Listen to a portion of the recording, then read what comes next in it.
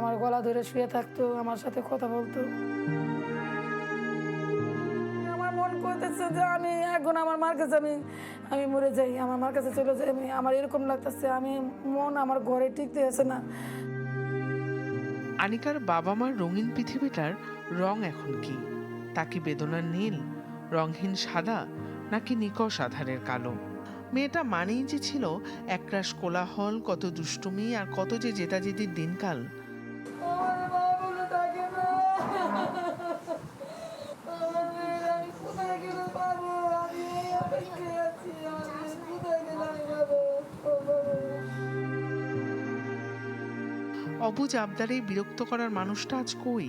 প্রিয় খেলনা, পড়ার টেবিল, আঁকা আঁকির খাতা সবই তো রয়ে গেছে, তবু কিছুই তো আর নেই। ঘরের কোণে প্রিয় পাখিগুলির কিচিরমিচির খুঁজে ফেরে আনিকাকে। তবুও নির্জনতা কেন কাটে না? প্রিয় সাইকেলটা মনে করায় কত স্মৃতি। এতটা নিষ্ঠুর কি হতে পারে পৃথিবী?